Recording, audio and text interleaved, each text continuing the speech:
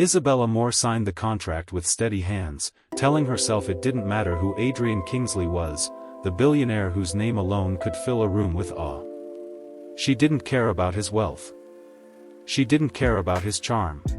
And she absolutely refused to care about his smile, no matter how dangerously captivating it was.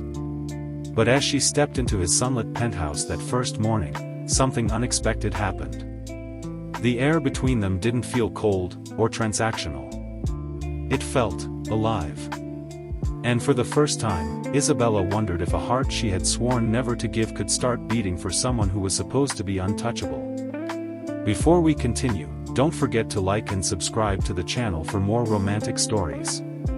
When Isabella Moore signed the marriage contract, she did so with steady hands and an even steadier heart, one that refused to feel anything at all. Across the polished mahogany table sat Adrian Kingsley, a man whose name alone carried power. His quiet confidence, his tailored suits, the effortless way he seemed to belong in every room, none of it moved her. Not even a little. "This is purely an arrangement," Isabella said, lifting her gaze to meet his. "No expectations beyond what's written." Adrian studied her for a moment longer than necessary, as though searching for something beneath her calm expression. Then he nodded. "Of course," he replied softly. "Just an arrangement." And so, she became the billionaire's bride. Their wedding was elegant, whispered about in magazines and envied across social circles. Yet behind the flawless smiles and perfect photographs, theirs was a marriage built on distance. Isabella moved into Adrian's sprawling penthouse overlooking the city. Floor-to-ceiling windows framed sunsets that melted into gold and crimson, but she rarely paused to admire them. She kept to herself, reading, working remotely, living as though she were merely passing through. Adrian, on the other hand, never intruded. He left her space. He respected every boundary. He never asked questions she didn't want to answer. And somehow, that made it harder. It began with small things. A cup of tea waiting for her every evening, prepared exactly how she liked it, though she never told him how. Her favorite flowers appearing in quiet corners of the house. The way he remembered details she barely spoke aloud. "You don't have to do this," she told him one night, gesturing to the carefully set dinner table. Adrian glanced up from pouring her a glass of water. "Do what?" "All of this." He smiled faintly. "I know." That was all he said. And for reasons she couldn't explain, Isabella found herself unsettled. Days turned into weeks. Weeks into months. And somewhere in between, the silence between them changed. It was no longer empty. It was comfortable. One evening, as rain tapped softly against the windows, Isabella found Adrian standing on the balcony, his sleeves rolled up, his tie discarded. "You'll get cold," she said before she could stop herself. He turned, surprised, not by her words, but by her presence beside him. "I'm fine." She hesitated, then stepped closer anyway. The city lights reflected in his eyes, softer now than she remembered. "You always say that," she murmured. "And you always pretend you don't care," he replied gently. The words lingered between them. For a moment, neither moved. Then Adrian did something unexpected. He reached out, not to pull her close, but simply to brush a strand of hair away from her face. It was such a small gesture. So careful. So restrained. And yet, Isabella's heart faltered. She pulled away. Not abruptly, not coldly, but enough to rebuild the distance she had sworn to keep. "I think we should remember the terms," she said quietly. Adrian's expression didn't change, but something in his eyes dimmed. "Of course," he said again. "Just an arrangement." But that night, Isabella couldn't sleep. She lay awake, staring at the ceiling, replaying every quiet moment, every gentle kindness, every look she had chosen to ignore. And for the first time, she wondered. What if the only thing she feared was feeling something real? The next morning, she found a document on the table. Neatly placed. Signed. Her name stared back at her. And beneath it, a clause she didn't remember agreeing to. Her fingers trembled as she flipped the page. Adrian's signature was there too, along with a single handwritten note. If you ever choose to stay, it won't be because you have to. Isabella's breath caught. Because suddenly, she realized. This was no longer just an arrangement. And somewhere along the way, she might have already begun to break her own rule.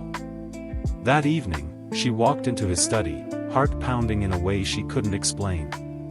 "Adrian," she said, her voice softer than ever before. He looked up. And for the first time since their wedding, she didn't look away. "I think," she began, taking a step toward him, "there's something we need to talk about." Adrian stood slowly, searching her face. "About the contract?" he asked. Isabella shook her head. "No," she whispered. "About us." A silence fell. Heavy. Hopeful. Fragile. Adrian took a step closer. Then another. Until they stood just inches apart. "Isabella," he said, her name like a question. And just as she opened her mouth to answer, a soft chime echoed from the table. Adrian's phone lit up. Isabella's eyes drifted to the screen. And what she saw made her heart stop. Because the message wasn't from a business partner, or a colleague, or anyone she expected. It was from someone named Elena. And the words read, "I'm ready to come back. Tell your wife the truth." Isabella slowly looked up, meeting Adrian's eyes. Waiting. For the first time. Not refusing to feel, but afraid of what she might. Isabella's fingers trembled as she held the phone. The name Elena blurred against the harsh light of the screen. Her chest tightened, but when she looked at Adrian, she saw something unexpected, calm, not panic. "Who is she?" she asked, steadying her voice, though her heart raced. Adrian took a slow breath and set his phone down. "She's someone from my past," he admitted quietly. "But she doesn't matter anymore. Not to me. Not to us." Isabella frowned, confusion and wariness mingling. "I don't want her back," he said firmly. "Not because I have to say it, but because I choose you. Every day." Her heart caught. Every day. The words wrapped around her like sunlight after a long storm. "You really mean that?" she whispered. "I do," he replied, stepping closer. His hand brushed hers, tentatively at first, then with certainty. "I know we started this as an arrangement. But arrangements can change." Isabella felt the last walls around her heart begin to crumble. She realized then that what she had feared, losing herself in someone else, wasn't a risk here. This wasn't about losing herself. It was about finding someone who chose her, too. Tears pricked her eyes, but they were warm, happy tears. She laughed softly, a sound that surprised even her. "Then, maybe we can rewrite the terms," she said, letting a small smile form. "For real this time." Adrian grinned, a rare, full smile that reached his eyes and made her pulse race. "I'd like that," he said. "But only if we do it together."